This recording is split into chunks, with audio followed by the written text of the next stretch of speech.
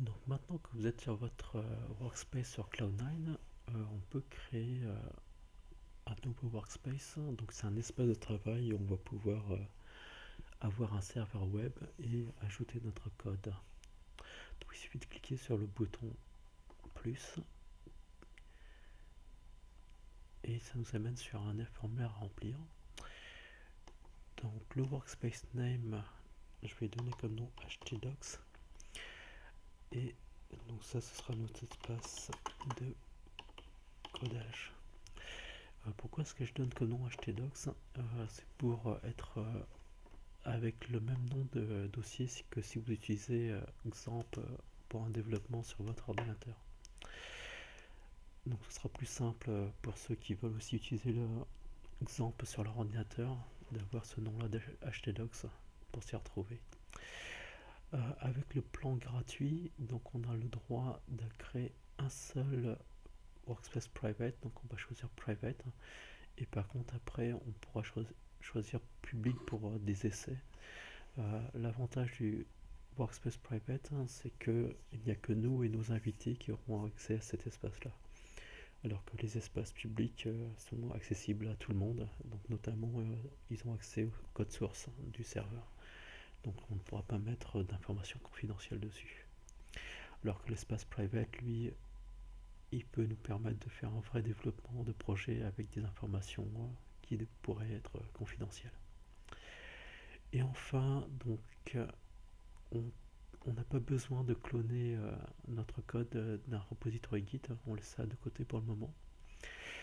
Et après, donc, on a la possibilité de choisir entre différents espaces de travail. Et donc, on va choisir d'installer un environnement PHP afin de pouvoir écrire notre code PHP, et il y aura bien sûr SQL qui sera inclus dedans. Voilà.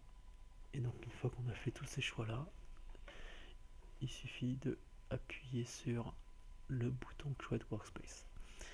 Donc je vais vérifier une dernière fois. Donc htdocs, une petite description. Je le mets en private.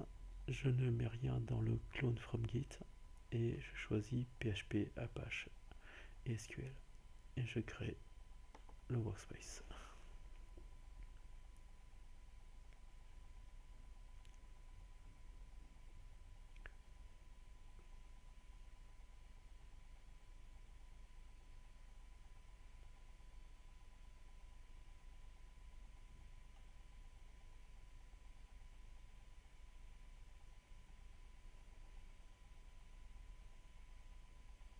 Voilà, c'était assez rapide, des fois ça peut prendre un peu plus de temps. Et donc ça y est, on a un espace de travail qui est comme un hébergement web. La différence c'est que au bout de quelques jours, au bout d'une ou deux journées en fait, si on ne l'utilise pas, si on est déconnecté de cet espace, Cloud9 va le mettre en veille et donc ce n'est pas utilisable comme un hébergement 24 heures sur 24. Donc c'est très pratique comme ça en termes de sécurité, parce qu'au moins quand on se sera déconnecté de notre compte, le site sera complètement éteint au bout de quelques jours. Alors, comme première mise en main, on a les petites pastilles qui clignotent ici, ce sont des pastilles d'aide. Donc, si je clique sur l'une des pastilles, voilà, ça m'affiche une petite pop-up pour m'indiquer à quoi vont servir ces différents menus. Et je peux basculer sur les écrans suivants en faisant Next, Next, Next, Next. Voilà. Donc c'est un petit tour rapide qui nous explique un petit peu les possibilités que nous propose Cloud9. Voilà. Et enfin, donc une fois qu'on a fini ce petit tour rapide, les pastilles disparaissent et on peut donc utiliser notre espace. Sur la gauche, donc il y a notre explorateur de dossiers de fichiers.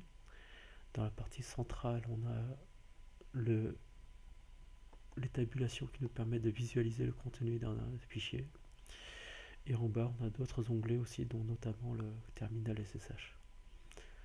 Voilà.